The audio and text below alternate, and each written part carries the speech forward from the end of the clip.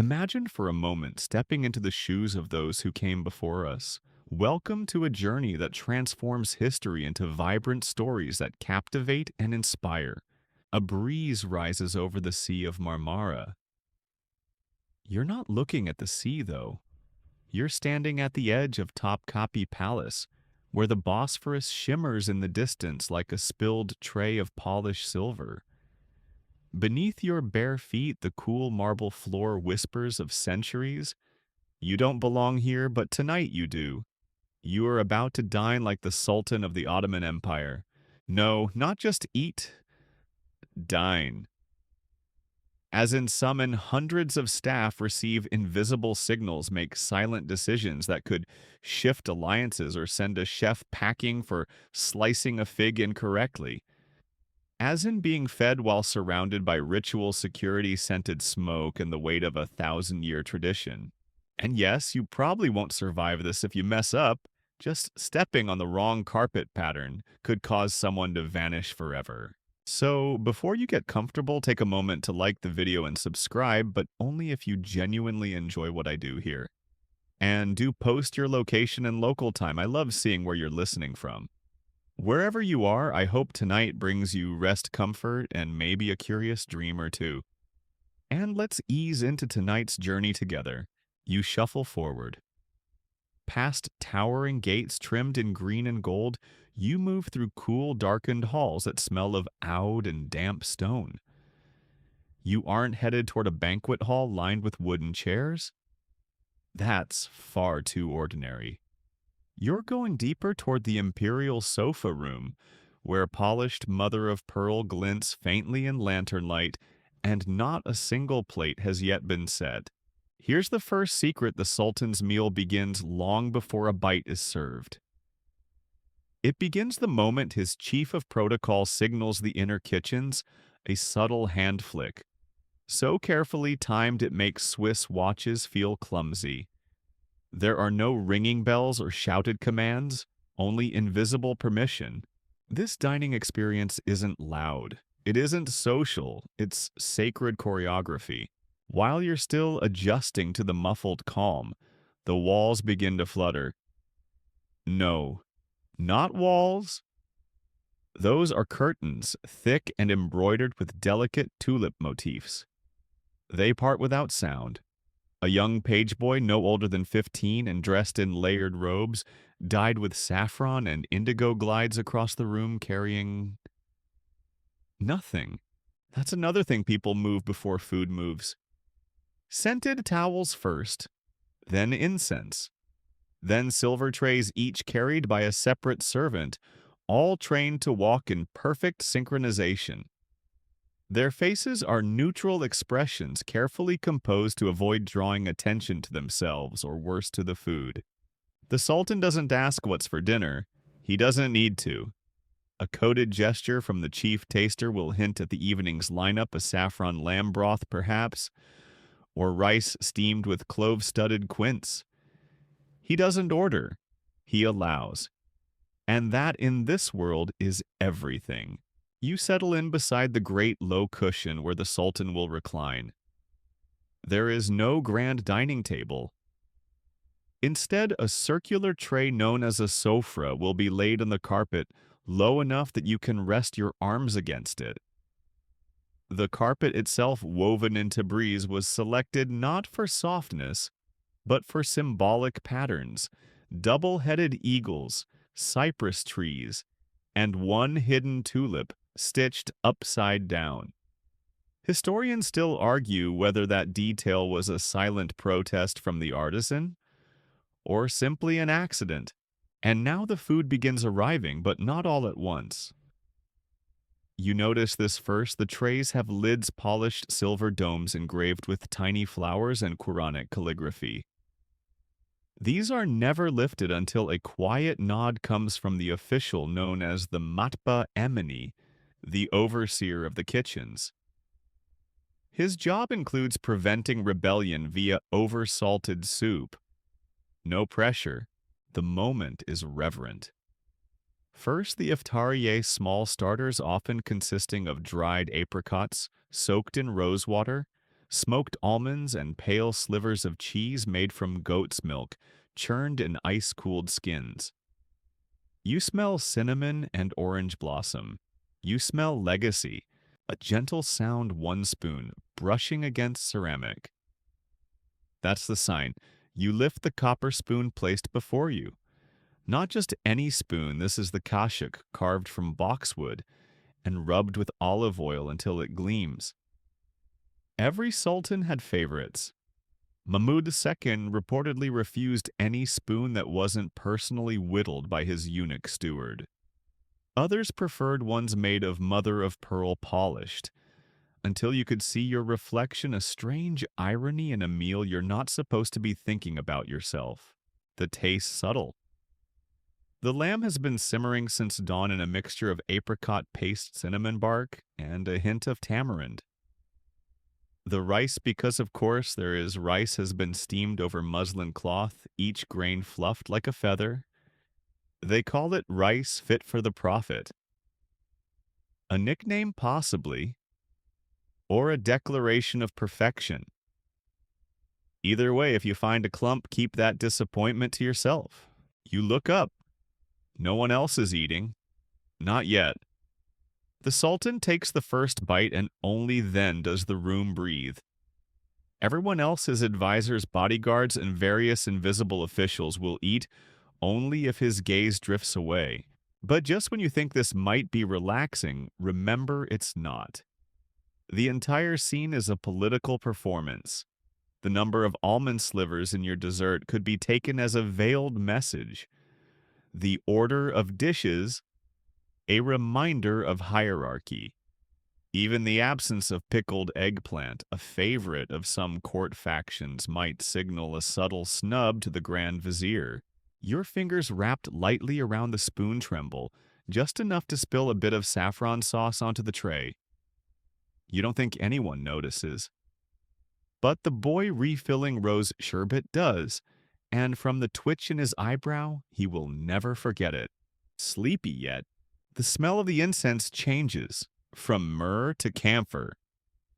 That means dinner is nearing its end. The sweets will come soon. But you've made it through the first act. You've sat beside power and not spilled anything critical. And for tonight, that's enough. You barely have time to savor the fading warmth of that first bite when the silent rhythm of the palace reasserts itself. The Sultan's meal unfolds like a shadow play, carefully timed but without any obvious clock ticking. Here time is measured by the fall of a rose petal, the flicker of a candle flame, or the soft shuffle of slippers on silk carpets. Historians still argue whether the Ottoman court actually used an official timekeeper for meals, or if everything was instinct, ritual, and unspoken command. What you do know is that the Sultan himself never consulted a watch or a menu for that matter. Instead, his meals began and ended on cues only he and his inner circle could interpret. The chief butler's subtle tilt of the head, the precise positioning of a tray, or a barely perceptible nod from the chief taster were signals that sent waves of action through the palace like a whisper traveling across a calm lake. This is not just dining, it is a carefully orchestrated dance. You watch as pages, those silent foot soldiers of the dining ritual, appear and disappear like ghosts. Their footsteps are muffled, their eyes lowered. Each carries a tray or a folded napkin or a tiny vase of fresh mint, but never makes a sound. You wonder if these boys ever slip up. Do they trip, drop a dish, or break the chain of this delicate ballet? Rumor has it any such mistake could mean exile from the palace or worse. The stakes are high even for a dropped cucumber, and it's not only about silence. The Sultan's meal was also an invisible symphony of smells. Rosewater was sprayed like a mist around the room, mingling with the heady scents of clove cinnamon and the rare ambergris, a perfume so prized it could be worth its weight in gold. Food here was not only to be tasted, but to be smelled, felt, experienced, with every sense attuned. This might seem over the top, But remember that scent in the Ottoman court was a subtle weapon. The right aroma could calm tempers or inflame passions. It could also mask less appetizing realities like the fact that in the sweltering palace kitchens, food safety was an ongoing gamble. One particularly quirky tidbit the Sultan's courtiers used to perfume their spoons and even their food before it reached him, partly to keep pests away, partly to impress, and partly some say to disguise the fact that many spices were imported and possibly past their prime. Imagine eating a stew where the taste of nutmeg tried valiantly to cover the tiredness of the meat beneath. And yet, there was method to this madness. The Sultan's meals were not just about indulgence or spectacle, they were political theater. Every dish presented was a statement, a nod to a favored province, a diplomatic olive branch, or a subtle warning. A bowl of cherries from the Black Sea region might praise a distant governor, while an absence of cinnamon might signal disfavor. The role of the chief taster cannot be overstated here. His job was not only to ensure the Sultan never consumed poison, a very real concern, but also to maintain the intricate balance of flavors and timing. The chief taster held immense power, as one wrong move could mean death for the cook or exile for the servant. It was said that the Sultan's food would be sampled up to 5 times before it reached him, and some tastings took place hours in advance. You lean closer and spot a man dressed in fine silk, his face a mask of calm concentration. That's the chief taster. He tastes quietly, judging not just for safety, but for the honor of the kitchen. He carries the weight of hundreds of culinary souls on his shoulders. And then there's the matter of how the Sultan actually ate. Believe it or not, he rarely used his own hands or even the utensils prepared for him. Instead, trusted attendants often fed him small bites. Sometimes to demonstrate his grace or piety, he ate with his fingers, but only on select occasions. At other times, he'd simply sip from the dishes, allowing flavors to mingle on his tongue before swallowing gently, barely chewing. This was partly out of habit, partly out of ceremony, and partly out of practical caution. You probably didn't sign up for a history lesson about chewing habits, but hey, you're already deep in the palace. All the while outside the lush inner chambers, the world continued its chaotic dance wars, brewing alliances, shifting envoys, scheming. Yet inside this carefully controlled space, the Sultan's meal was a moment frozen in time, a fragile bubble of order amid the storm. The ritual continued, and you realize that dining here was never about hunger alone. It was about power control symbolism and sometimes just sheer survival. You follow the procession deeper into the heart of the palace, where polished silver trays glint beneath soft candlelight. Each tray is carried by a page who moves with the precision of a trained dancer. Their hands never tremble, never falter. You feel the weight of centuries pressing down with every step they take. This is no ordinary meal service. The trays are arranged carefully, each dish positioned like a precious jewel within a treasure chest. Historians still argue whether the intricate choreography of food delivery was designed primarily to protect the Sultan from poison or to showcase the supreme order of the Ottoman court. Perhaps both. The silverware alone tells a story.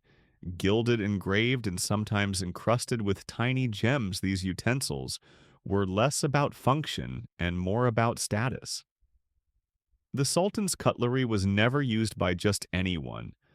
Only a select few attendants were allowed to polish and carry these pieces, and even fewer could touch the food before it reached the ruler. Interestingly, the Sultan himself rarely touched his food directly.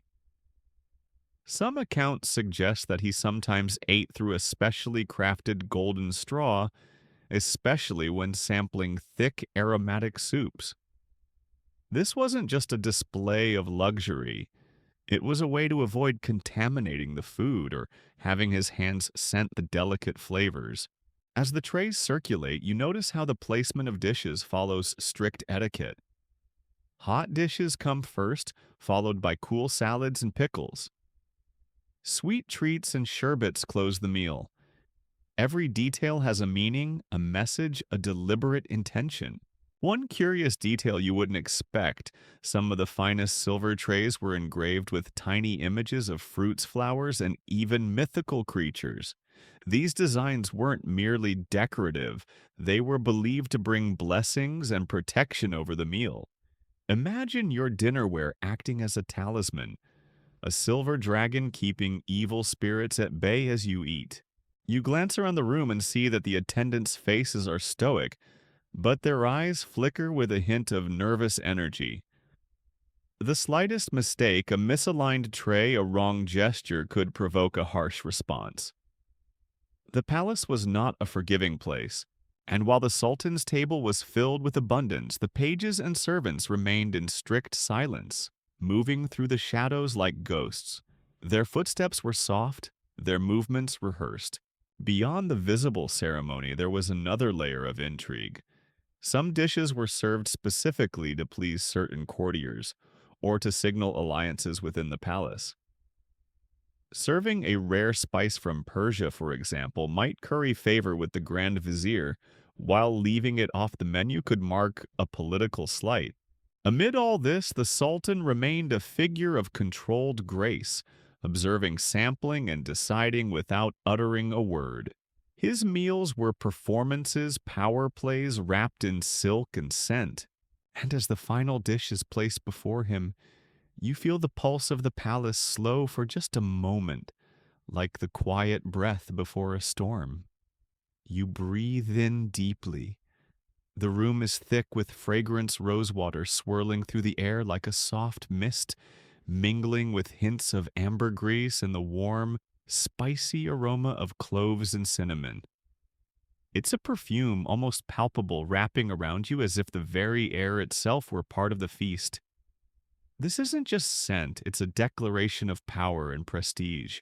In the Ottoman palace, smelling like the Sultan meant something beyond vanity. The air was deliberately scented to convey status and to cloak the more unpleasant realities of a massive household filled with hundreds of people, animals, and simmering kitchens. Some scholars still debate whether these perfumed rituals were primarily a method of hygiene or a statement of imperial grandeur. Rosewater, for example, was not just sprayed randomly.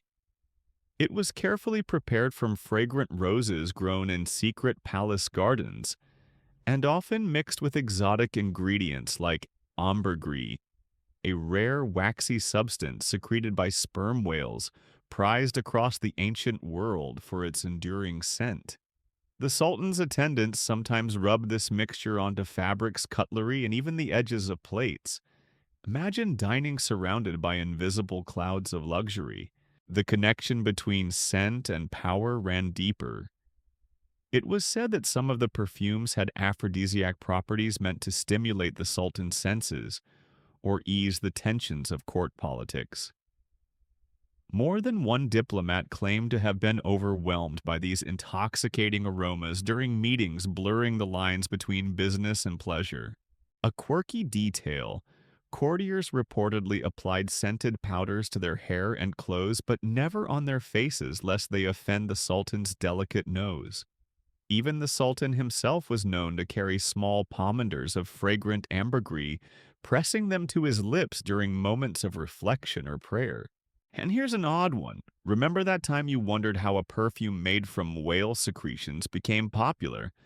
Ambergris was so valuable that some courtiers smuggled it into the palace under elaborate disguises, hiding it inside hollowed-out books or ornate walking sticks. Historians still argue whether this obsession with scent contributed to the empire's trade dominance or simply made the palace smell better. This emphasis on fragrance extended even to food. The dishes themselves were often lightly dusted with rose petals or infused with subtle scents: lavender in desserts, orange blossom in sherbets. It was as if every bite was meant to be a multi-sensory experience. You watch an attendant delicately place a bowl of saffron-infused rice, its golden grains sparkling as if dusted with sunlight. The scent rises warm and sweet, mingling perfectly with the room's aromatic haze. The effect is almost hypnotic. In such an environment, the line between dining and ritual blurs. The very act of eating becomes a sensory journey guided by smell as much as by taste. You catch a faint smile from a page as he spritzes rosewater onto a tray. It's a small rebellion against the solemnity of the occasion, a reminder that even in the heart of empire there was room for a little mischief. And while you savor these scents, remember the fragrances weren't only for pleasure. They mask the less glamorous side of palace life, hidden odors, sweat, and the inevitable traces of illness. Perfume was the empire's invisible armor. Tonight, you don't just smell a meal, you inhale the history of power politics and human fragility, all swirling together in a fragrant dance. You lean closer to the low tray where the Sultan's cutlery rests, gilded spoons, delicate forks, and knives with handles inlaid in mother of pearl or gold filigree. These are not just tools, they are symbols. Each piece whispers stories of craftsmanship status and the weight of imperial expectation. The Sultan rarely touched his own food. Instead, trusted attendants fed him with small, measured bites. You can imagine the gilded spoon, its surface polished to a mirror shine, pausing just inches from his lips, a symbol of trust and ceremony. Sometimes the Sultan ate so delicately he didn't even chew, allowing the flavors to blend softly on his tongue before swallowing. This wasn't laziness, it was part of the imperial dining ritual. One quirky tale tells of Sultan Suleiman the Magnificent, who reportedly preferred to eat with his fingers on occasion, much to the horror of his European guests, but this was no slip of etiquette. Eating with the right hand was a sign of humility and connection to tradition. Just don't expect him to dig in with both hands. Spoons weren't ordinary either. Some were carved from precious woods, others fashioned from ivory or silver, often personalized with the Sultan's tugra, his official signature seal. Mahmud II famously demanded that his spoons be hand-carved daily by palace eunuchs to ensure the utmost cleanliness and uniqueness. The Sultan's cutlery wasn't just functional, it was political. It told courtiers and visiting diplomats where power lay. For instance, forks were considered barbaric in the early Ottoman era, so their presence or absence at the table could be a subtle message about openness to European influence. Historians still debate when exactly forks became accepted at the Ottoman court, but by the 18th century they were common, albeit always exquisitely made. An amusing detail, some spoons were deliberately oversized to prevent the Sultan from eating too quickly, a kind of imperial portion control. Others were tiny, designed to serve the rich, dense desserts popular in the palace. Imagine balancing a spoonful of honeyed nuts on a utensil barely bigger than your thumb. And then there was the matter of sharing utensils. The Sultan rarely shared spoons with anyone. Instead, servants would use separate spoons for tasting, serving, and feeding. Cross-contamination was a serious concern. Poison was a constant threat, real enough to warrant multiple layers of precaution. That golden spoon wasn't just a luxury, it was a safeguard. The Sultan's dining habits were steeped in symbolism. Eating with a golden spoon meant being literally fed by the empire's wealth. Refusing to eat from certain utensils could signal displeasure or protest, a silent but deadly form of palace intrigue. You watch as a servant meticulously wipes a spoon with a scented cloth, careful to keep it pristine. This moment, tiny and unnoticed, carries the weight of tradition and survival, because in the palace, even the smallest detail can decide fate. And as you set the spoon down, you realize you're holding not just cutlery, but a piece of history glinting with power, ceremony, and the delicate balance of life behind the gilded curtain. You might be wondering what the Sultan never ate the mysterious no-go list of foods that were simply forbidden in the palace kitchens. Turns out this was just as important as what appeared on the tray. Some ingredients were banned outright, their absence as telling as any dish. Garlic, for one, was on the forbidden list. You may have heard the usual vampire jokes, but here the reasons were far more political and practical than supernatural. Garlic was considered too pungent, too overpowering for the delicate palate of the court, and more importantly, it was believed to offend the Sultan's refined senses and those of his guests.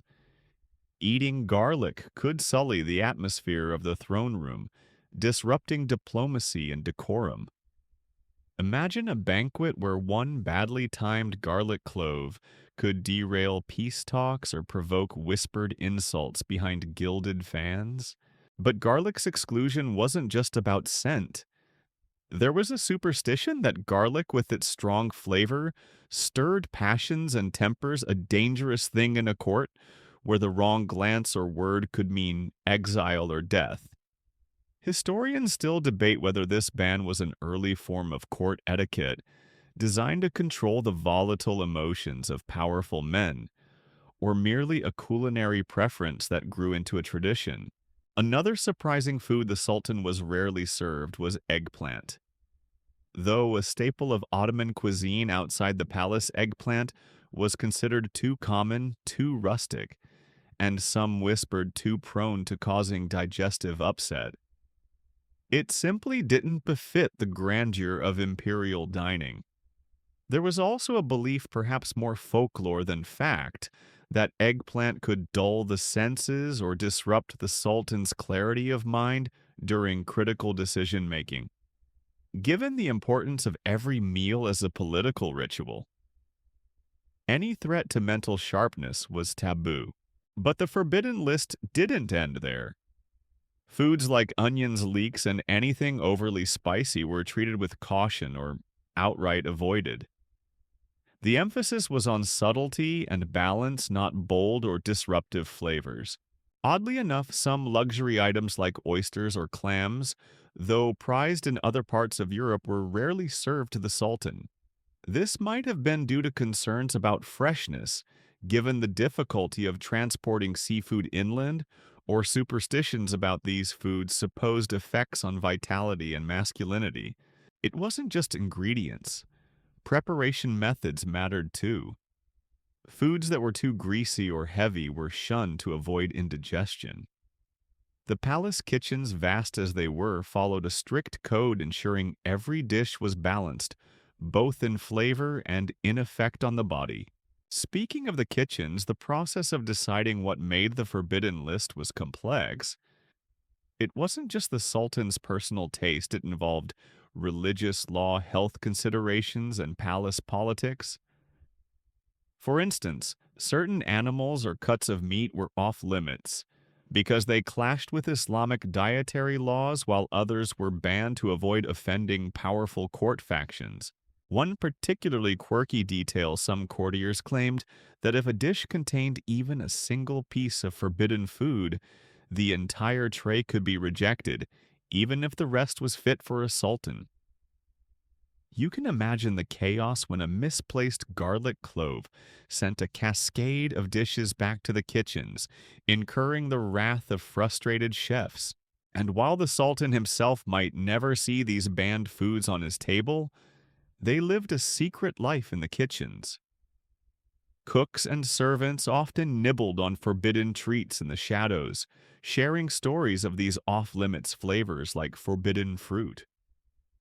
The palace was, after all, full of human desires and temptations, even if the sultan's palate remained disciplined.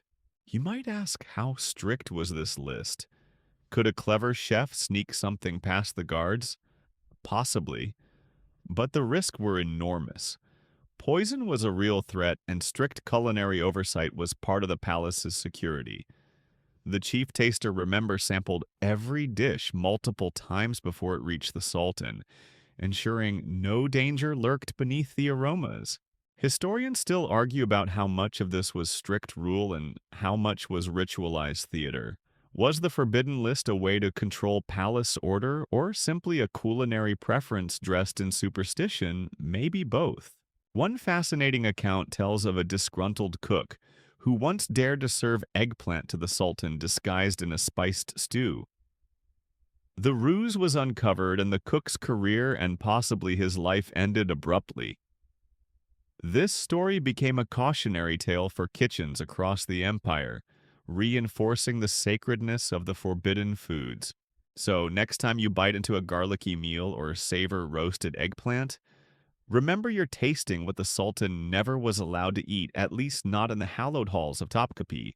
The Forbidden List, like much of the Ottoman dining ritual, was about control of taste, of power, of political messaging. The food on the Sultan's plate wasn't just nourishment, it was a carefully curated symbol of empire and authority. And as you imagine the kitchens bustling below hundreds of hands, preparing every dish with care, you can almost hear the whispered warnings. No garlic, no eggplant, and for heaven's sake, no onions tonight. Because in the empire's heart, what you don't eat matters as much as what you do. You settle in on a plush silk cushion beneath high ceilings where sunlight filters through latticed windows, casting intricate shadows on the walls. Around you, the air feels heavy with reverence. This is no ordinary meal. You are dining in the presence of history, surrounded by relics that bind the Ottoman Sultan to a legacy stretching back to the Prophet Muhammad himself. Yes, beneath this gilded roof hang sacred artifacts, the very swords, manuscripts, and robes believed to have belonged to the Prophet and revered caliphs like Saladin. These treasures are more than decorations. They're powerful talismans that imbue the dining space with religious gravity. Eating here isn't just a meal, it's an act steeped in spiritual symbolism and political theater. The presence of these relics served a dual purpose. On one hand, they sanctified the Sultan's authority, presenting him not merely as a ruler, but as the inheritor of a divine mandate. On the other, they reminded everyone present, whether high-ranking viziers or lowly servants, that this was a space where heaven and earth met, where politics mingled with piety. You watch as the Sultan reclines, eyes flickering toward a display case containing a fragment of the Prophet's beard, wrapped in delicate cloth and preserved with meticulous care. Such objects were shielded from all but the closest attendants, yet their aura permeated the room. Historians still debate how much the Sultan's public devotion was genuine faith or calculated spectacle. Some argue the elaborate presence of relics was primarily a tool of statecraft, designed to legitimize his rule to a deeply religious population. Others insist it was sincere, a profound expression of Islamic identity. Either way, this intertwining of religion and rulership was woven into every bite of the meal. The table before you is no ordinary spread. The dishes themselves carry names and ingredients that echo Islamic history pilafs, scented with rose petals named after Jerusalem, honey cakes said to be favorites of the Prophet, and sherbets infused with herbs traditionally used in Middle Eastern medicine. One particularly fascinating tradition before the meal begins, a muezzin's call to prayer may echo softly from a nearby chamber, its haunting melody setting a solemn tone. The Sultan pauses, bowing his head in silent prayer, a moment that anchors the entire feast in spiritual contemplation. You notice how certain dishes are served in vessels shaped like domes or crescents, reflecting architectural motifs common to mosques and palaces alike. The shapes are not mere decoration but symbols, each bite a reminder that the empire's strength is tied to faith. Among the guests, the atmosphere is a blend of reverence and political calculation. The Sultan's advisors exchange glances as if the relics themselves hold the answers to impending decisions about war, peace, and governance. A quirky detail you might enjoy: some relics were said to possess protective powers. Legend has it that during a siege, the Sultan's armor, blessed with fragments of holy relics, was impervious to enemy arrows. Whether true or not, such stories reinforce the aura of invincibility around the ruler. The presence of relics also shaped palace etiquette. No one dared touch or approach these objects without permission from the highest authorities. Even casual conversation was hushed, as if the very air carried sacred weight. This interplay of religion and power had its tensions, though. Some courtiers felt uneasy dining so close to sacred objects, worrying that indulgence in worldly pleasures might disrespect the spiritual sanctity. Others embrace the duality, seeing the feast as a celebration of divine blessing. You can almost hear whispered debates in the corners, scholars questioning whether such displays blurred the lines between piety and pomp, tradition and tyranny. The Sultan, however, remains poised, his meal a calm centerpiece amid swirling currents of faith and politics. Each morsel he tastes is a link in a chain stretching from the prophet's time to the present, binding him to his role as caliph and sovereign. And as you sit in that quiet room with relics watching over the feast, you sense the profound weight of history settling gently like a shawl over your shoulders. Dinner here is never just about food. It is a sacred ceremony where empire, faith, and identity meet, and where every bite carries the echo of centuries. You descend now deeper into the shadowy belly of the palace, the vast underground kitchens where hundreds of hands move like a silent storm. This is where the magic and the madness begins, far from the gilded cushions and perfumed chambers. Here in these dimly lit corridors, a hidden army toils to conjure the Sultan's feast. The kitchens of Topkapi were a marvel of their own, sprawling over acres and staffed by hundreds, chefs, sous chefs, bakers, spice merchants, and eunuchs, all working in eerie silence. Every sound was measured, every movement purposeful. The slightest misstep could spoil not just a dish, but an entire evening's worth of imperial grace. Historians still argue whether the strict silence was for efficiency or to keep the cooks from gossiping. Some say the hush was imposed to heighten focus. Others suspect it was a control tactic to prevent conspiracies from simmering alongside the stew pots. You glide past steaming cauldrons bubbling with pilaf and broth. The air is thick with aromas saffron, cinnamon, rosewater melding into an intoxicating perfume that clings to your clothes and hair. A peculiar detail catches your eye. The palace kitchen was famous for its strict hierarchy. Apprentices wore different colored sashes while master chefs donned ornate robes embroidered with gold thread. This visual order reflected the wider social hierarchy of the empire, a miniature court beneath the Sultan's feet. One eccentric tale: you might enjoy a single almond could cause chaos. Almonds were used extensively in desserts and sauces, and a misplaced almond, say, left in a savory dish by accident, was considered a grave offense enough to spark exile for the responsible cook. Imagine the tension in those kitchens where a nut could mean life or death. You watch a team stirring a massive bronze cauldron filled with pilaf, a dish so central to Ottoman cuisine it was almost sacred. This pilaf wasn't just tossed together, it was a ceremony. Rice grains were washed, meticulously soaked in rosewater, and steamed over muslin cloth in giant copper pots. The perfect pilaf was fluffy, fragrant, and subtly spiced. The chefs moved in choreographed harmony, flipping the cauldrons with practiced ease. One wrong move and hours of preparation could go to waste. Outside the main kitchen, smaller alcoves specialized in sweets, pickles, and sherbets. The sweet makers were alchemists of flavor, blending honey, rose petals, nuts, and spices into confections that could melt the hardest heart. You notice a young eunuch's sleeves rolled up, carefully rolling thin sheets of phyllo dough to create baklava. His face is focused, but his eyes betray nerves. A single tear could ruin the delicate layers. Despite the immense pressure, there was camaraderie among the kitchen staff. Stories were shared in whispers, and stolen tastes were a sacred joy. But loyalty was paramount. Betrayal or disobedience meant swift punishment. You overhear murmurs about one chef who dared to spice a dish too boldly, causing a scandal that rippled through the palace. Whether true or exaggerated, such tales underscored the high stakes.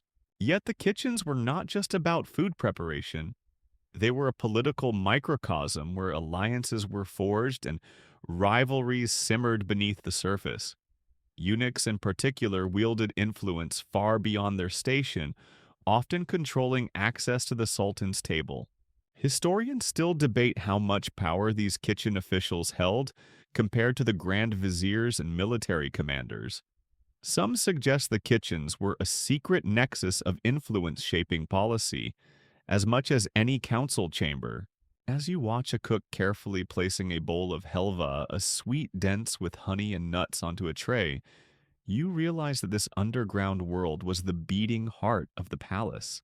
It was here that the empire's fate was often decided over simmering pots, whispered words, and the delicate balance of flavor and politics. And as you breathe in the mingling sense of spices and sweat, you feel the pulse of history raw and alive beneath the opulent surface. You stand close to the gleaming bronze cauldron where the legendary pilaf is being prepared, a dish that carries the weight of the empire itself. This is no ordinary rice, it's a carefully curated masterpiece, an alchemical blend of texture, aroma, and symbolism. The pilaf protocol is a ritual perfected over centuries, a slow dance of technique and devotion. First, the rice grains, long slender and fragrant, are washed repeatedly in cold water, each rinse removing impurities and starch until the water runs clear. This painstaking process ensures that when cooked, the grains will remain separate and fluffy, a prized trait in Ottoman cuisine. Next comes the soaking. The rice is submerged in rosewater infused with a pinch of salt and a few cloves steeping until each grain absorbs the delicate floral scent.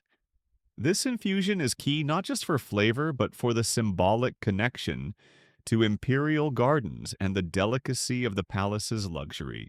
The pilaf is then cooked in a massive copper cauldron, lined at the bottom with thin sheets of dough to prevent burning, and to create a subtle crisp crust known as tahdig, a delicacy much loved by palace gourmands. As the rice steams, the cooks periodically lift the cauldron's lid, releasing a fragrant cloud of steam mingling hints of saffron, rose, and slow-cooked meat broth. The aroma wafts through the palace corridors, a silent herald that the meal nears its peak. You watch as a master chef lifts a wooden paddle, gently fluffing the rice to separate each grain, taking care not to crush the delicate structure. Each movement is deliberate, practiced, a testament to generations of culinary wisdom. Pilaf wasn't just a dish, it was a statement. It represented the empire's wealth, the bounty of its lands, and the refinement of its culture. To serve imperfect pilaf was to invite ridicule or worse. Historians still debate how the recipes evolved over time, with regional influences from Persia, the Levant, and even Europe blending into the final revered product. One intriguing detail: some pilafs were prepared with exotic additions, such as pine nuts, barberries, or dried apricots.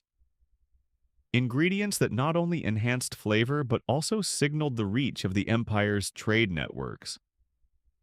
The presence of such rare components at the Sultan's table was a subtle reminder of his dominion over vast and varied lands. At the same time, the pilaf carried religious significance. The use of certain spices and herbs aligned with Islamic dietary laws and even medicinal beliefs thought to promote health and balance. A curious anecdote involves a ceremonial weighing of the pilaf before it was served to the Sultan. The kitchen overseer would measure portions meticulously, ensuring fairness and precision. This ritual underscored the sacred nature of the meal and the responsibility of those who prepared it.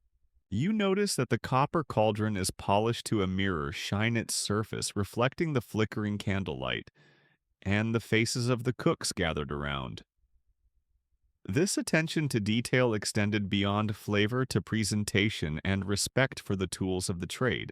As the pilaf is placed on the low table before the Sultan, it is accompanied by subtle garnishes of pistachios and fresh herbs. These touches elevate the dish, turning it from simple sustenance into art. You hear whispers among the palace staff that the perfect pilaf was said to bring good fortune both in personal health and in the prosperity of the realm. Chefs took immense pride and pressure in creating this dish. The ceremony surrounding the pilaf's serving is itself a study in etiquette. The Sultan's spoon hovers over the bowl, a delicate balance of anticipation and restraint. Only after a silent nod does the meal proceed. While the pilaf was central, it was never served alone. Accompanying dishes, lamb stews, pickled vegetables, and spiced yogurt sauces created a harmonious palate. Together, they told a story of abundance, refinement, and cultural synthesis. Yet the preparation of pilaf was no easy task. The heat of the kitchen, the weight of expectation, and the ever-present fear of poisoning made each grain a product of tension as much as talent. And so, as you watch the steaming cauldron being lifted and the fragrant rice laid before the Sultan, you feel connected to centuries of history, to the artistry and politics simmering behind every bite. The pilaf protocol was more than cooking. It was the empire's soul served on a silver tray. You lick your lips in anticipation as the sweet course arrives, the palace's famed honeyed helva and sugared rose confections. These aren't merely desserts. They are the final act of the Sultan's meal, a symphony of textures and fragrances designed to delight and to soothe. But before you indulge, remember, every bite passed through a poison tester first. The practice of employing poison tasters was an ingrained and somber tradition in the Ottoman court born of genuine danger. The Sultan was a target, and the fear of assassination by food lingered like a shadow over every feast. To mitigate this threat, trusted tasters, often eunuchs, sampled dishes and drinks before they reached the ruler's lips. This role was perilous. Some poison tasters were rumored to have died from their loyalty, while others gained immense influence as gatekeepers of the Sultan's safety. Historians still debate the extent of their power. Were they mere safeguards or silent arbiters who could manipulate palace politics through their control over the Sultan's meals? The desserts themselves are masterpieces of craftsmanship and flavor. Helva, made from tahini or semolina, is cooked slowly with honey or sugar and often studded with pistachios, almonds, or dried fruits.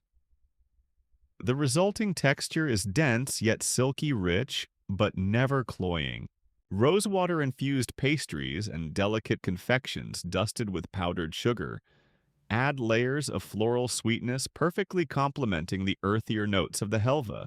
One quirky detail: some recipes called for the addition of finely ground ambergris, a perfume ingredient you might recall from the earlier rosewater rituals, to subtly scent the sweets, creating an experience that was as much olfactory as gustatory. You watch as a eunuch poison taster gingerly samples a small piece of baklava, its flaky layers shimmering with honey. His expression remains unreadable, a mask perfected over countless trials. Only when he gives the faintest nod does the tray move toward the Sultan. In addition to safety, the desserts carry symbolic weight. Sweetness was associated with prosperity and happiness, and serving lavish sweets was a way to display the empire's wealth and culinary sophistication. You notice that even the shape of the sweets is meaningful.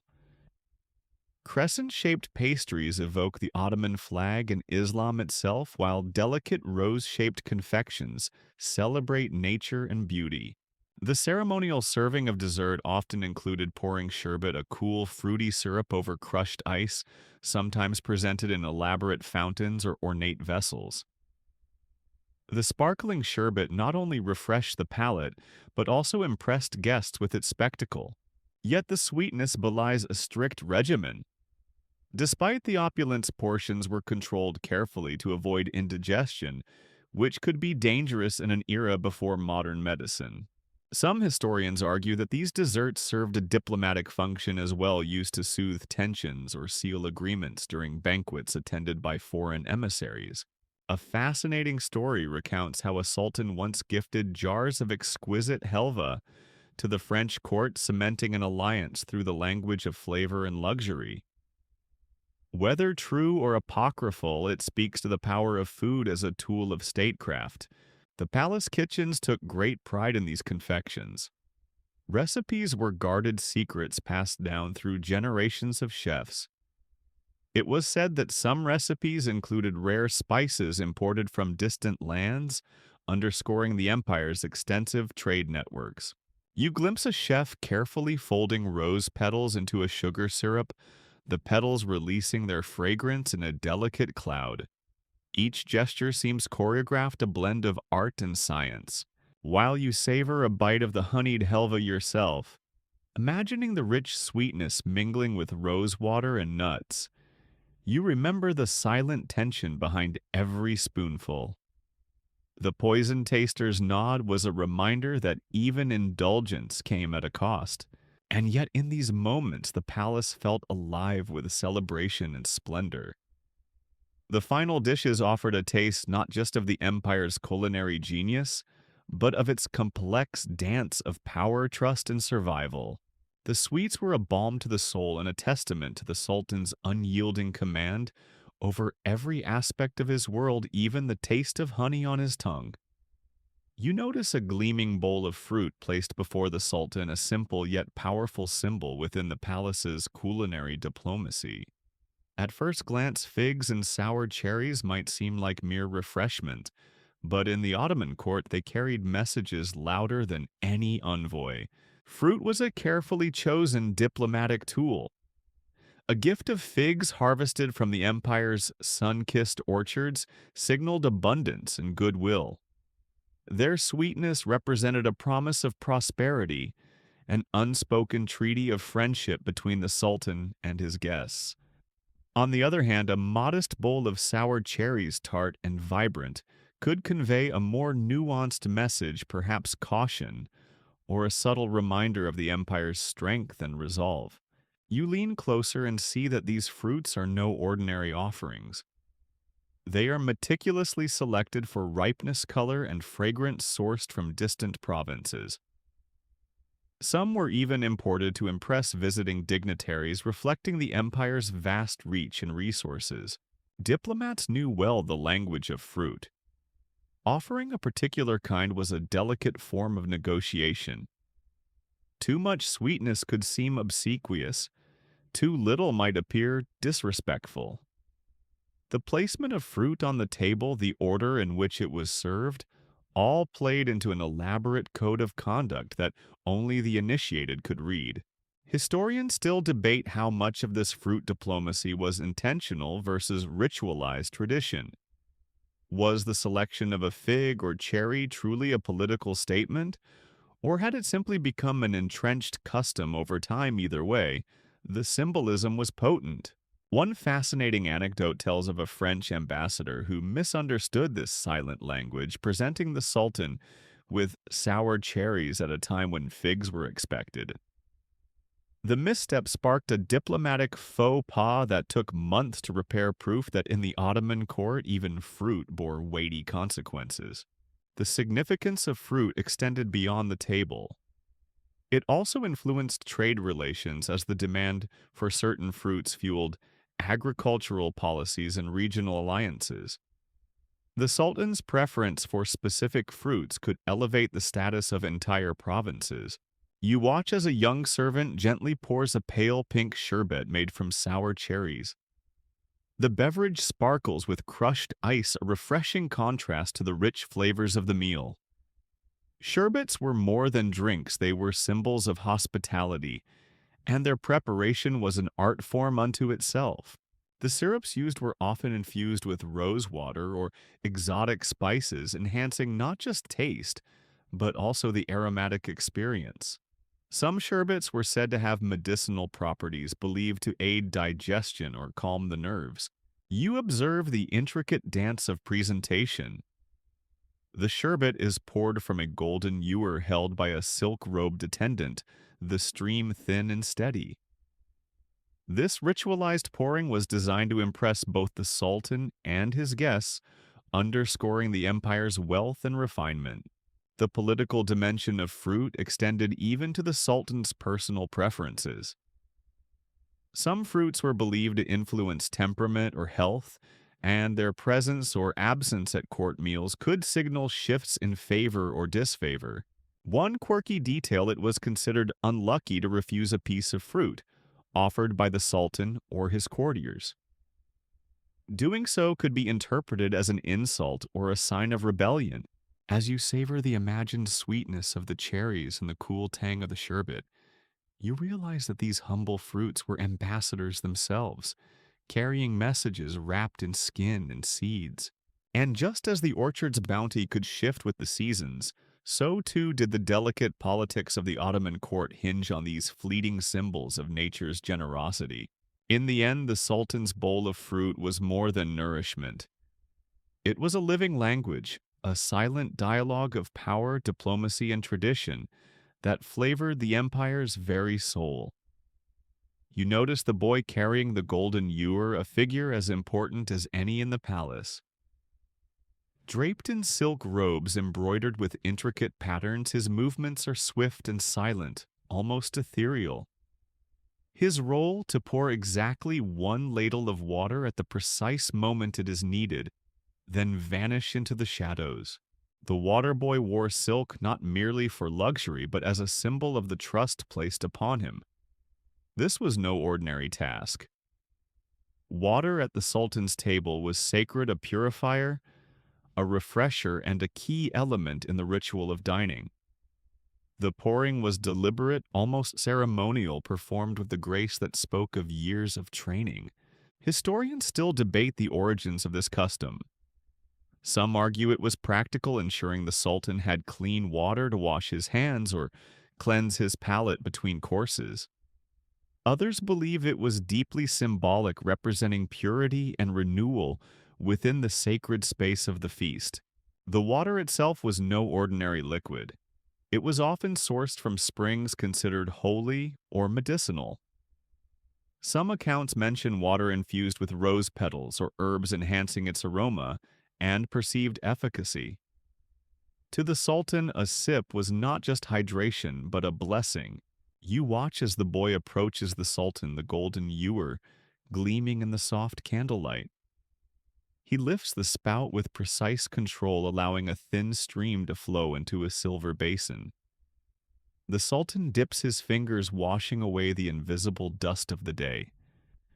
This act, simple yet profound, marks a transition from one course to the next, from the mundane to the sacred. The boy withdraws silently, his task complete. His presence at the table is brief but essential. In a palace teeming with intrigue and danger, his role symbolizes purity and vigilance. A curious detail: the water boy was often a eunuch, a fact that reinforced his trustworthiness in the eyes of the court. Being removed from traditional family lines, eunuchs were seen as loyal servants, unlikely to harbor personal ambitions that could threaten the Sultan.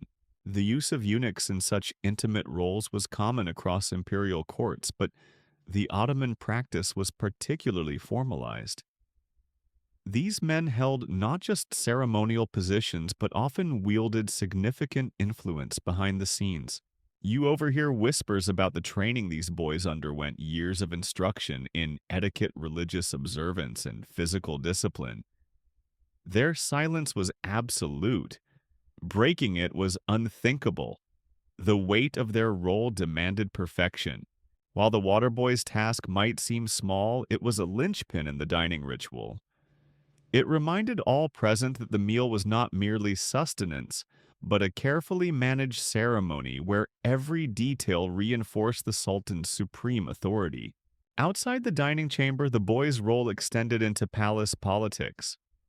Eunuchs often acted as messengers, confidants, and gatekeepers, linking the Sultan to various factions and advisors. Their proximity to power was both a privilege and a peril. Historians still argue about the true extent of eunuchs' influence. Some suggest they were kingmakers, while others portray them as loyal servants constrained by their unique status. The symbolism of water itself is rich. In Islamic tradition, water is purifying and life-giving. Its presence at the Sultan's table underscored themes of renewal and spiritual cleanliness, essential amid the complexities of court life. You imagine the sensation of cool water running over your hands, the faint scent of rose or mint lingering. This simple act bridges the sacred and the everyday cleansing both body and mind. The water boy's role is a reminder that even in opulence, humility and purity remain vital.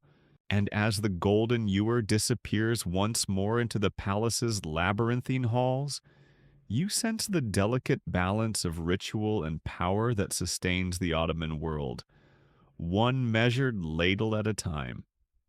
You notice the boy carrying the golden ewer, a figure as important as any in the palace. Draped in silk robes embroidered with intricate patterns, his movements are swift and silent, almost ethereal. His role to pour exactly one ladle of water at the precise moment it is needed, then vanish into the shadows. The water boy wore silk not merely for luxury, but as a symbol of the trust placed upon him.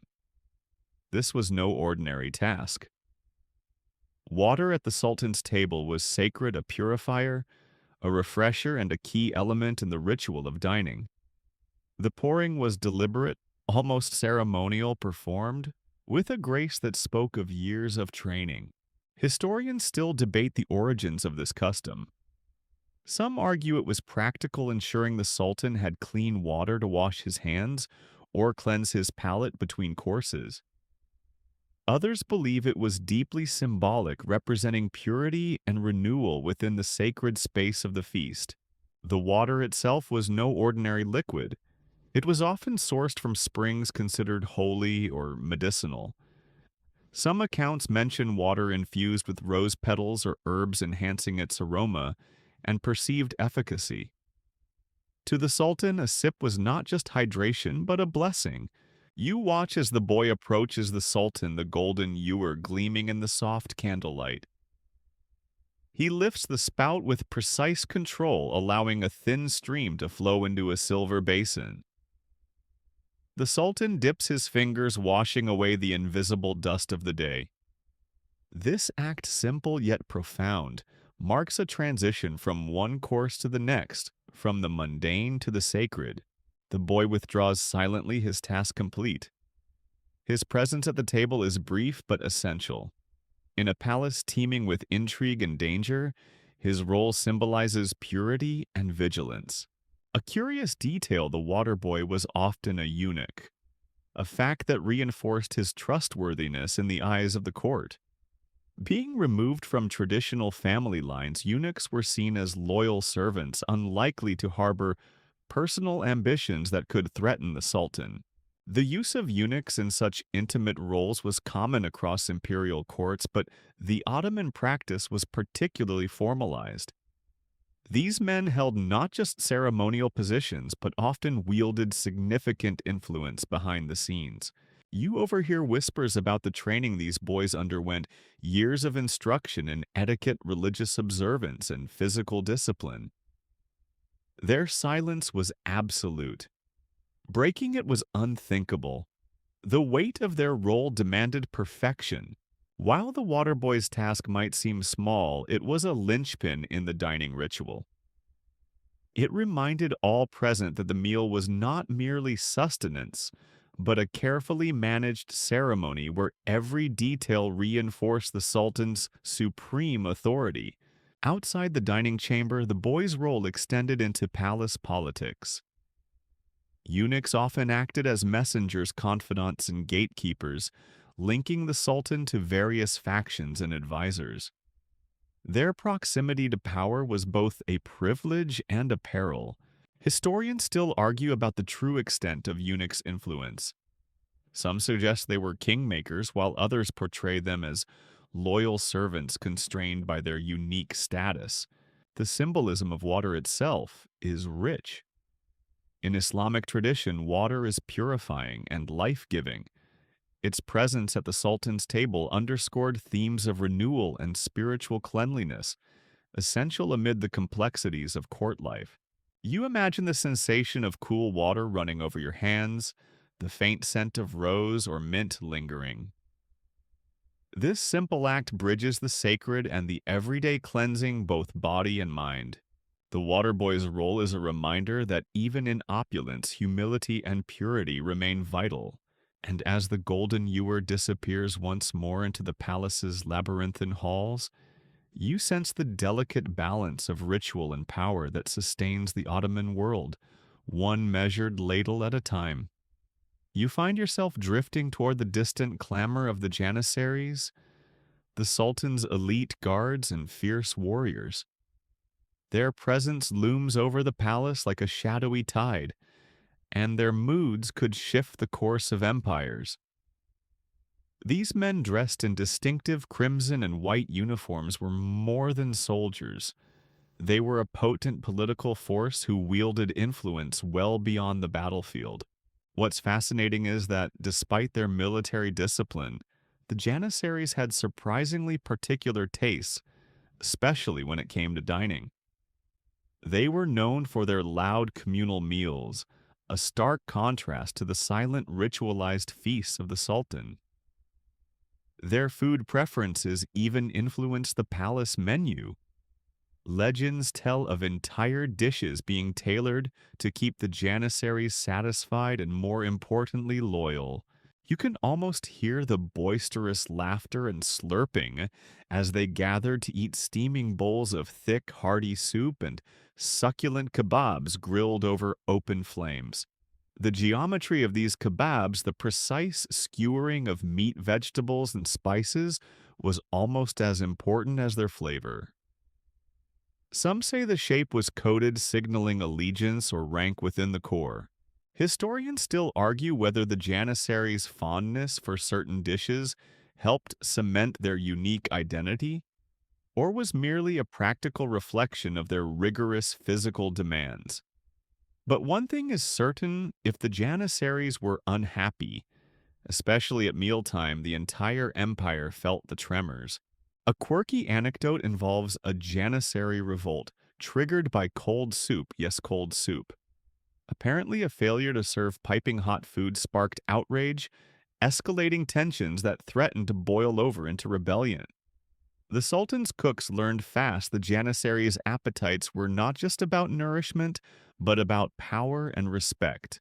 The Janissaries' meals were communal and lively, involving copious bread meat and the robust spices of Anatolia. They drank ayran, a cold yogurt-based beverage to quench thirst after grueling drills. This contrasted sharply with the delicate sherbets and rosewater perfumes wafting through the Sultan's chambers. Interestingly, the Janissaries were often served their meals outside the palace walls in designated barracks, but their influence was such that their culinary preferences occasionally permeated the palace kitchen. The culinary divide mirrored their political position, close to the Sultan, yet fiercely independent. You glimpse a scene: a Janissary captain raising a glass of sherbet in a toast, while his soldiers devour kebabs, their knives flashing in the sunlight. These were men who lived by the sword but understood that loyalty was often nurtured by bread and hospitality. One fascinating tale recounts how the Sultan personally intervened in menu disputes, sending special dishes to quell dissatisfaction among the ranks. Food, it seems, was as much a weapon of peace as any sword. And amid the clatter and chatter, the Janissaries' fierce pride in their culinary traditions helped forge their identity as an elite force. Their food was a statement: simple, hearty, and undeniably Turkish. Their dining rituals also held spiritual elements. Many Janissaries observed fasts and feasts aligned with Islamic calendar events, incorporating communal prayers and blessings before meals. You might chuckle at the notion that the same empire that crafted delicate rosewater pastries also relied on the gruff satisfaction of the Janissaries' stew to maintain order. As you imagine the contrast, the Sultan's silent, refined feast versus the Janissaries' rowdy, communal meals, you see a microcosm of the empire itself, a delicate balance of ceremony and force, elegance and pragmatism. The Janissaries remind you that power is as much about feeding loyalty as it is about wielding it. And in the Ottoman world, a well-timed kebab could be as influential as a sword. You settle back tasting the imagined, smoky richness of grilled meat, savoring the rough camaraderie that sustained an empire. The Sultan may have dined alone in silence, but the Janissaries ate loudly with voices that echoed through history. You settle into the quiet solitude of the Sultan's private chamber, where he dines alone but not unobserved. 100 invisible eyes watch him from the shadows, each trained to detect the slightest sign of weakness, displeasure, or threat. This solitude is both privilege and prison, a space where the Sultan can eat in silence but never truly escape the gaze of his court. Unlike the communal feasts of the Janissaries or the lavish banquets of visiting dignitaries, the Sultan's private meals were moments of reflection, power, and careful restraint. The room is sparse yet elegant, adorned with finely woven carpets and soft cushions and lit by the gentle flicker of oil lamps. Historians still debate whether this solitude was self-imposed or mandated by palace protocol. Some argue the Sultan chose isolation to meditate on governance and prayer. Others suggest it was a security measure designed to shield him from poisoning or assassination. Likely it was both a calculated balance of safety and sovereignty. As the Sultan reclines, the meal is served on low trays called sofras, arranged meticulously over the Persian carpets. There is no grand table here, just a delicate dance of dishes, aromas, and intentions spread at his fingertips. You observe that despite the solitude, the Sultan is never truly alone. Eunuchs, attendants, and advisors hover discreetly, their presence felt but rarely seen. Their silence is deafening, an ever-present reminder of the court's watchful eyes. The dining ritual in solitude is intimate yet formal. Each bite is measured, each sip deliberate. The Sultan's eating habits are said to be slow and contemplative, reflecting his weighty responsibilities. A quirky detail, some accounts describe the Sultan using small, elaborately carved spoons to eat soups and stews, holding them with the precision of a calligrapher's brush. This precision was not merely aesthetic, but symbolic, showcasing control over even the most basic acts. Food in these moments was nourishment for both body and mind. The dishes chosen were often light but rich in symbolism. Lamb stews scented with saffron pilafs, studded with dried fruits and rosewater-infused desserts.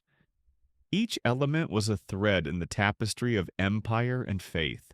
The silence of the room allows you to focus on the subtle sounds, the clink of porcelain, the rustle of silk, the soft exhalation of the Sultan. These quiet moments contrast starkly with the palace's usual clamor.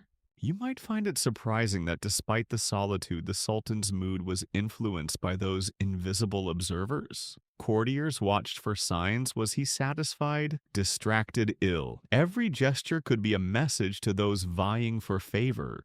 Historians still argue how much of this dining solitude was psychological strategy versus enforced protocol. Was it a way for the Sultan to maintain aura and mystique, or a protective cage born of paranoia? You imagine the inner dialogue as the Sultan ate, calculating alliances, pondering war-balancing justice. Food was fuel, but also ritual, a momentary respite in an unforgiving world. The dishes themselves carry stories. Some were favorites from childhood, others gifts from foreign lands, each bite a reminder of a vast and diverse empire.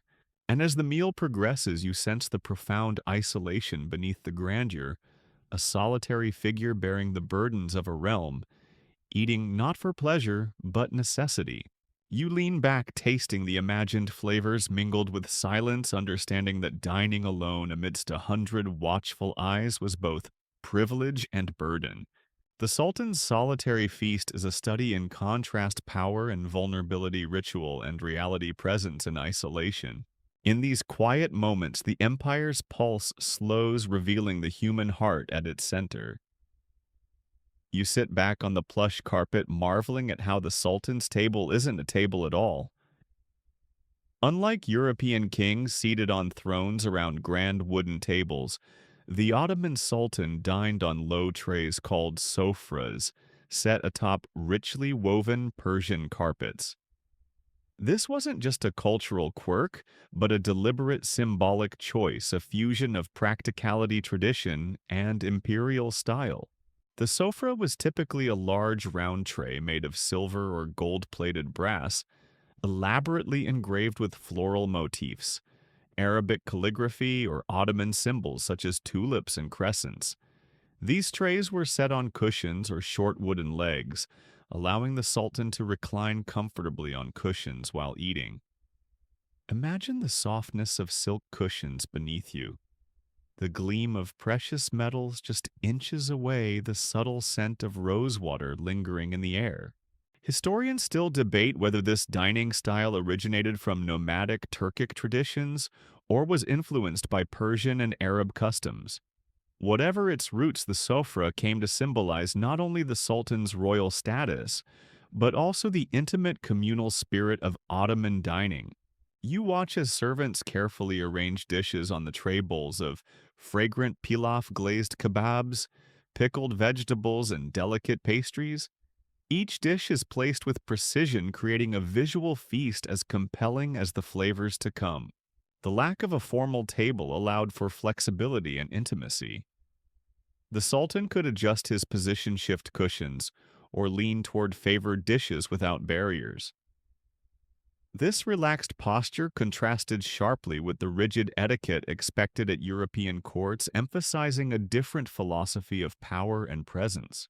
Yet there was formality beneath the apparent informality. The arrangement of dishes followed strict protocol, with hot dishes served first, followed by cold starters and sweets concluding the meal. Certain dishes had prescribed positions, and their placement conveyed messages about rank and favor. A curious detail: some sofras were made with secret compartments or lids to protect food from prying eyes, or to keep it warm, a practical necessity given the risks of poisoning and the lengthy duration of feasts. You notice that the carpets themselves were carefully selected to complement the meal. Persian rugs woven with intricate designs of flowers, vines, and geometric patterns weren't just decoration. They symbolized prosperity and imperial reach. Some even contained motifs referencing the Sultan's personal emblem or religious symbolism, grounding the meal in identity and belief. The absence of a table also fostered communal interaction. When the Sultan dined with family or select guests, the proximity encouraged conversation and connection.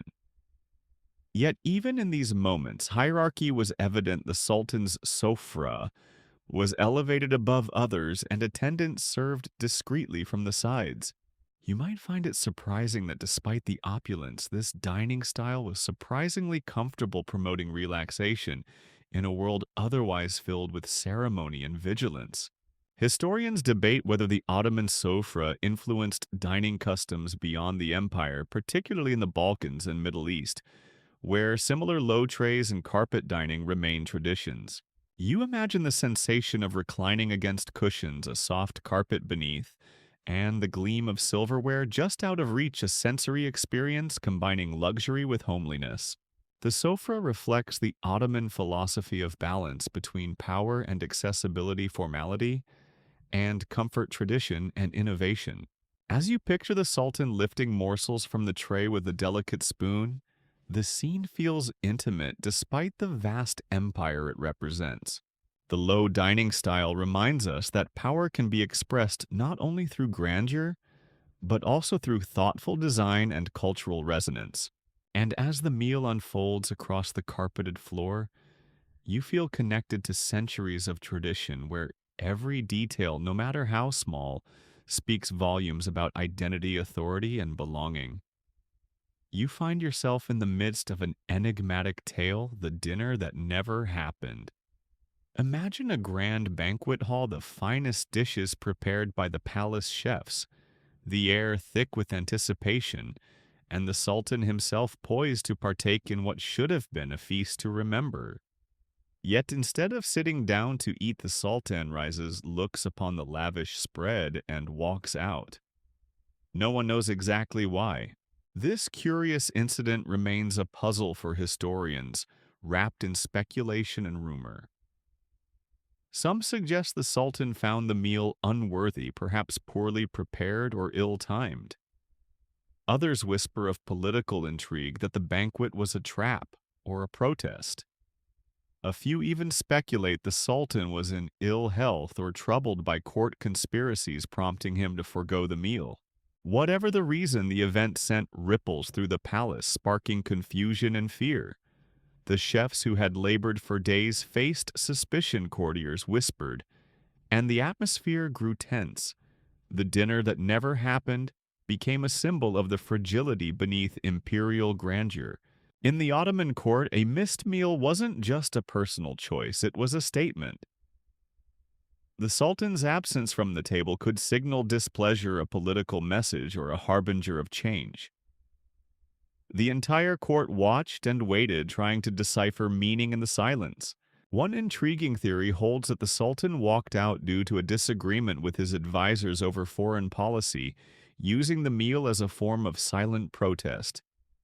Another claims that the food was deliberately poisoned or suspected to be, and the Sultan's instincts saved him from disaster. The palace kitchen reportedly underwent intense scrutiny afterward. Chefs were interrogated, ingredients inspected, and protocols reviewed. The atmosphere shifted from celebration to suspicion. You might wonder how the staff coped with such an event. The palace was a tightly controlled machine, and any disruption could cause chaos. Stories tell of cooks fainting, eunuchs being summoned for explanations, and the Sultan's bodyguards tightening security. Despite the drama, the dinner that never happened has entered Ottoman legend, a reminder that even in the heart of power, uncertainty and fear could reign. Some scholars debate whether the event was exaggerated over time, becoming a myth that encapsulated the tensions of the era. Others argue it was a real incident, highlighting the high stakes of palace politics and the precariousness of imperial life. The incident also underscores the Sultan's power. By simply refusing to eat, he exercised control over his court, sending a message without words. In a realm where speech was often censored or dangerous, such silent acts spoke volumes. You imagine the empty trays, the cooling dishes, the hushed corridors, scenes of expectation turned to silence. The banquet hall, once filled with promise, became a chamber of unanswered questions. The dinner that never happened is a fascinating glimpse into the complexities of Ottoman rule, where food was more than sustenance, it was power, performance, and sometimes protest. As you reflect on this mysterious episode, you realize that even the most lavish rituals can be fragile, subject to the moods and machinations of those who hold the empire in their hands. And perhaps in that silence lies the truest taste of history. You find yourself transported to a legendary banquet, a feast so grand it defied expectations, and left the court swirling with rumors for decades. This was the dinner that never happened, or at least not quite as planned. The story goes that on one fateful evening, the Sultan arrived at the palace banquet hall, his entourage buzzing with anticipation. The chefs had prepared an extravagant spread, dishes gilded with gold leaf sherbet fountains, bubbling in ornate basins, and pastries woven with threads of spun sugar shimmering like stars. Guests were dressed in their finest silks and jewels, awaiting the Sultan's signal to begin. Yet, as the grand silver domes were lifted to reveal the sumptuous fare, the Sultan stood and without a word turned and left the hall. Historians still argue why the Sultan walked out that night. Some suggest a political protest, a silent statement against a favored courtier or foreign ambassador. Others claim he was displeased with the quality of the food, or perhaps the timing disrupted a sacred ritual. Whatever the reason, the incident sparked waves of speculation. The kitchen staff were devastated. Some chefs faced exile or worse. Courtiers whispered of intrigue and hidden messages sent through this act of silent defiance. One theory posits that the Sultan was protesting a diplomatic slight, a subtle reminder that even in hospitality, respect and protocol could not be compromised. Another suggests the Sultan sought to assert his ultimate authority, reminding all that the feast was his domain, not merely a social event. You imagine the tension as the plates were pushed back, the murmurs rising, and the banquet hall emptied in stunned silence. Such moments were rare but potent, reminding the empire's elite that power was performed as much through absence as presence.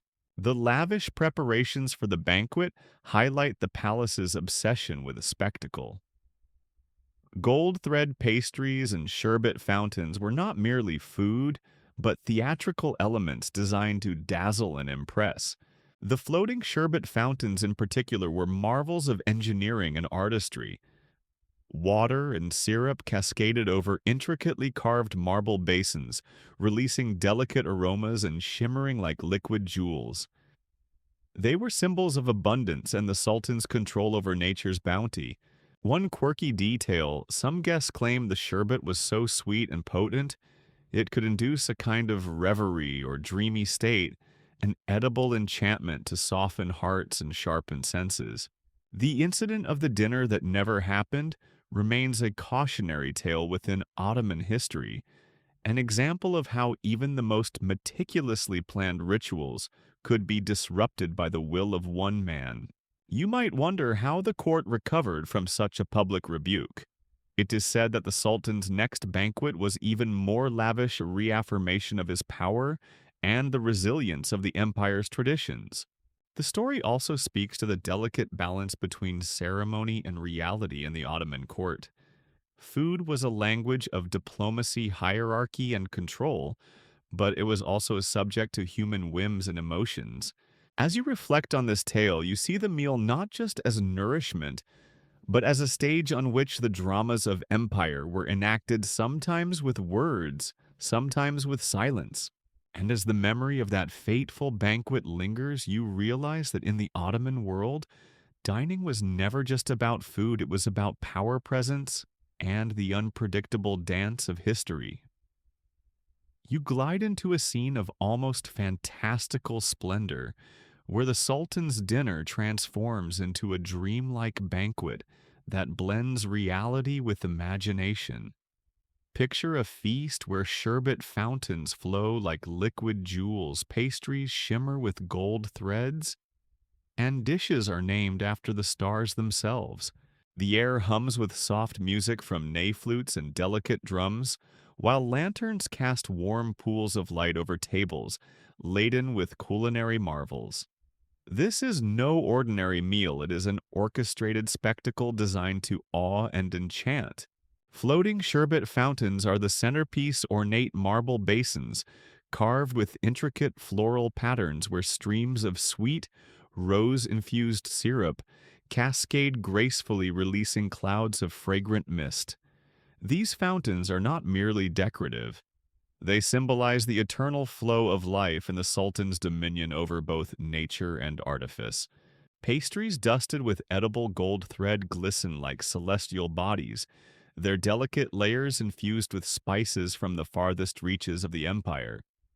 Dishes carry poetic names: the Milky Way baklava, celestial pistachio, nougat Orion's honeyed lamb, each evoking cosmic wonder.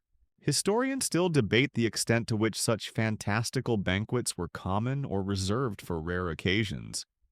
But records suggest that during special festivals and diplomatic receptions, the palace pushed the boundaries of culinary artistry to unprecedented heights. The menu's symbolism was layered stars and celestial imagery, linked the Sultan's reign to divine order and cosmic harmony. To dine beneath motifs of the heavens was to claim a mandate that reached beyond earth. You observe the attendants moving with grace, presenting each course like an offering. Each dish's appearance is choreographed to delight the eyes as much as the palate. The spices are carefully balanced to evoke mystery and delight, from the warmth of cinnamon to the exotic bite of cardamom. One quirky detail: some desserts were crafted to mimic the phases of the moon, changing color or shape with temperature or time, delighting guests with edible illusions. The presence of such banquets served multiple purposes. They were diplomatic theater, showcasing the empire's wealth and sophistication to foreign dignitaries. They also reinforced internal hierarchies, reminding courtiers of their place in the cosmic order reflected at the dining table. You might smile at the notion that such elaborate meals involved hundreds of cooks, artisans, and laborers all working in synchrony to create these ephemeral masterpieces, culinary fireworks destined to be savored and then forgotten. The sensory experience was immersive. The sweet fragrance of rosewater mingled with the tang of pomegranate, the soft crunch of pistachios balanced by the melt-in-your-mouth softness of pastries. Sherbet, sparkling and chilled, cleansed the palate, preparing guests for the next marvel. Music and poetry often accompanied these banquets. Recitations of epic tales and verses from the Quran echoed softly, connecting the feast to cultural and spiritual traditions. Yet beneath the spectacle lay a practical reality. The opulence served to distract and impress, masking the empire's political intrigues and tensions. Historians argue whether such extravagant feasts were sustainable or excessive displays that strained the empire's resources. Some see them as vital expressions of Ottoman identity, others as signs of decadence. As you imagine tasting the celestial pistachio nougat or sipping from a goblet of rose sherbet, you understand that these feasts were as much about imagination and artistry as about nourishment. They transformed the act of dining into a ritual of power, beauty, and transcendence. And as the night deepens and the stars glitter overhead, the banquet becomes a bridge between earth and heaven, a fleeting dream woven from sugar spice and imperial ambition. You lean in to hear the unusual tale of the Sultan who dared to step away from tradition and personally cook a meal once. This story is peculiar, surprising, and somewhat scandalous within the tightly controlled culinary world of the Ottoman court. It is said that Sultan Ahmed III, known for his interest in arts and sciences, grew curious one day about the humble act of frying an egg. Instead of simply ordering the dish prepared by palace chefs, he insisted on trying it himself. Such a simple meal, yet loaded with symbolism and assertion of personal agency. In a world where protocol dictated nearly every action, the palace kitchen was thrown into disarray. Eunuchs, chefs, and attendants scrambled nervously as the Sultan donned an apron, taking up the frying pan with a mixture of determination and awkwardness. The air filled with the scent of sizzling butter and cracked yolk, an aroma unfamiliar in the grandeur of the Topkapi kitchens. Historians debate how accurate this tale is. Some dismiss it as a myth born of palace gossip, while others find documentation and private diaries hinting at the event. What is clear is that this singular act challenged conventions and unsettled the kitchen hierarchy. Chefs were reportedly alarmed not just because the Sultan was entering their domain, but because the kitchen was a place of ritual and control. The Sultan's involvement threatened the delicate balance of trust and authority. A misstep could have dire consequences, both culinary and political. Some eunuchs feared that this act symbolized a break in tradition that could ripple through the empire's structured order. Others admired the Sultan's boldness, seeing in it a rare moment of humanity and curiosity. The frying of an egg might seem trivial today, but in the palace's rigid environment, it was revolutionary. A small rebellion wrapped in a simple meal. One amusing detail: the Sultan reportedly overcooked the egg, much to the amusement of onlookers. His attempt was met with polite applause but underlying relief that the act remained a one-time experiment. The tale also speaks to broader themes of power and control. The kitchen was a microcosm of the empire's hierarchy where roles and rituals maintained stability. The Sultan's intrusion blurred lines that were otherwise clearly drawn. This incident is said to have inspired poets and chroniclers who saw it as a metaphor for the Sultan's willingness to engage directly with the mundane, a rare trait in rulers of great empires. Yet it also highlighted the risks inherent in disrupting long-standing customs. The palace kitchens were not only places of food preparation, but arenas where loyalty, power, and survival were constantly negotiated. You imagine the scent of frying butter mingling with incense, the clatter of utensils mingling with hushed whispers, the tension palpable in the grand hall? This story reminds you that behind every empire lies human curiosity, frailty, and the occasional whimsy that defies expectation. And as you savor the imagined taste of that overcooked egg, you feel a connection across centuries, a shared moment of imperfection in the midst of grandeur. The Sultan who cooked may have sparked a kitchen rebellion, but he also left a legacy of daring that humanizes the distant figure on the throne. In this small act, power, tradition, and individuality collided, creating a story as rich and layered as the empire itself. You trace the subtle but profound ripple of the Sultan's dining habits as they flow outward from the grand halls of Topkapi Palace to the bustling streets and simple homes of the empire. The food, the rituals, and even the etiquette associated with the Sultan's meals filtered down through layers of society, influencing not just palace officials, but street vendors, market stalls, and even the local cats prowling the alleys. The journey from spoon to shadow begins with the courtiers and high officials who sought to emulate the Sultan's refined tastes. These elites adopted his preference for delicate rosewater-infused dishes, fragrant pilafs, and sweet helvas. The kitchens of wealthy households began incorporating subtle floral notes and intricate presentation styles mirroring the imperial banquet's sophistication. Historians still debate the pace and extent of this culinary diffusion.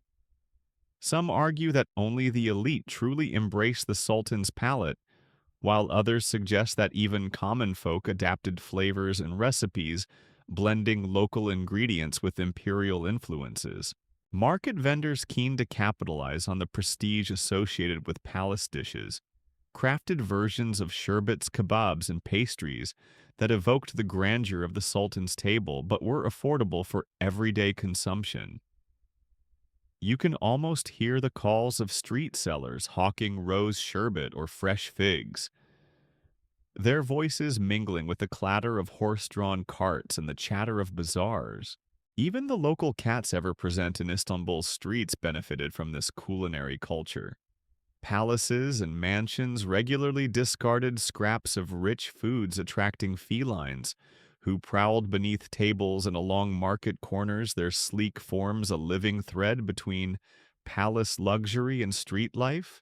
One quirky detail: Ottoman cats were so valued that some households employed cat keepers to ensure these feline guests remained healthy and well-fed. Their presence was considered a blessing, believed to bring good fortune and protect against vermin. The spread of culinary habits also influenced regional cooking styles across the vast empire. From the shores of the Mediterranean to the steppes of Anatolia, ingredients and recipes flowed like cultural currency. Dishes bearing the Sultan's influence adapted to local tastes, creating a rich tapestry of flavors, united by imperial identity. You imagine a humble cook in a provincial town adjusting the palace's delicate rose petal sherbet to suit local preferences, adding wild herbs, adjusting sweetness, and passing down the recipe through generations. The symbolic weight of the Sultan's dining habits extended beyond taste. They represented unity, order, and cultural coherence. By adopting elements of palace cuisine, subjects affirmed their connection to the empire and its ruler. Food also became a tool of social distinction. Access to certain spices, dishes, or dining rituals signaled status and loyalty. The replication of palace customs in private homes was a way to claim belonging within the imperial order, yet there was tension in this diffusion. While the Sultan's table celebrated refinement, everyday life was often marked by scarcity and hardship. The contrast between palace luxury and street sustenance was stark, highlighting disparities in wealth and power. You sense the complexity of this culinary journey, from the gleaming silver spoons of Topkapi to the modest bowls of lentil soup in village homes, a story of empire told through food. The reach of the Sultan's dining habits, like shadows cast by a great flame, extended into every corner of society, shaping tastes, identities, and aspirations. And as you savor the imagined aroma of rosewater mingling with street spices, you understand that food was more than nourishment. It was a language, a bridge, and a legacy woven through the empire's fabric. From the grandeur of the Sultan's feast to the humble meals shared in bustling markets, the empire's soul was tasted, shared, and remembered. You sit quietly with the last sultan of the Ottoman Empire in a chamber dimly lit by the fading glow of oil lamps. The air carries a sense of stillness and finality, as if the walls themselves hold their breath. This meal is unlike any other, a quiet farewell unaccompanied by the usual grandeur or ceremony. The empire around him is waning, its vast territories shrinking, its power diminished. Yet here in this intimate room, the Sultan's meal remains a solitary ritual, a poignant echo of centuries of imperial tradition. You imagine the dishes before him, simple but dignified: a bowl of fragrant pilaf, a small serving of tender lamb stew, and delicate rosewater-infused sweets. The flavors are subtle, reflecting perhaps a quieter time, a personal moment far removed from the spectacle of former banquets. Historians still debate the exact nature of this final meal.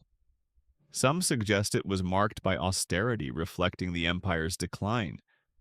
Others argue it retained echoes of past splendor, a last assertion of dignity. The silence in the room is profound. No attendants hover, no eunuchs stand guard, just the Sultan and his thoughts. The weight of history presses on him as he lifts each spoonful with measured grace. You sense the solitude is both a burden and a sanctuary. This meal is a moment to reflect on lost glories, hard-won battles, and the complex legacy left behind. The dishes carry symbolic meaning: pilaf as the enduring heart of Ottoman cuisine, lamb as a connection to tradition, and rosewater sweets as a nod to cultural identity and spiritual grace. You imagine the Sultan's thoughts drifting to the empire's vast reaches, from the bustling bazaars of Istanbul to distant provinces now slipping beyond control. A quiet tear may have traced his cheek as he savored the flavors, a private acknowledgement of the empire's twilight. This meal is more than sustenance. It is a final act of sovereignty, a last connection to a world slipping into history. You realize that every bite is layered with meaning, loss, resilience, memory, and hope. And as the last spoonful passes his lips, the meal ends not with fanfare but with a whisper, a closing chapter in an empire's long story. You lean back, feeling the weight of centuries settle softly like a fading song. The Sultan's final meal reminds you that history is not only shaped by battles and treaties, but by quiet moments of humanity. And as you leave the chamber, the image lingers: the Last Supper of an empire, a meal etched forever in the shadows of time. I'll now ease the pace and soften the words to gently close this story and prepare for rest. The room grows quiet. The flicker of the oil lamps, slowing shadows stretching long and soft. You feel the warmth of the evening settle around you, a tender hush, wrapping the memories like a delicate shawl. The clatter of spoons and murmurs fade into a peaceful silence as if the very air is breathing slowly, inviting calm. This meal, this journey through the Sultan's table was more than food or ritual. It was a bridge across centuries connecting us to lives lived in opulence, in fear, in celebration, and in solitude. The scents of rosewater, the shimmer of gilded spoons, the quiet footsteps of pages all linger like a gentle song whispered just beyond waking. You might find comfort in knowing that beneath all the grandeur was a human heart beating with hopes and fears, joys and regrets. The Sultan's feast in all its complexity was a moment of connection, a reminder that history is made of small acts as much as grand events. As you let your thoughts drift like petals on a slow river, remember that tomorrow brings a new story, a fresh dream to guide you through the night. Rest well knowing I'll be here with another story for you tomorrow night.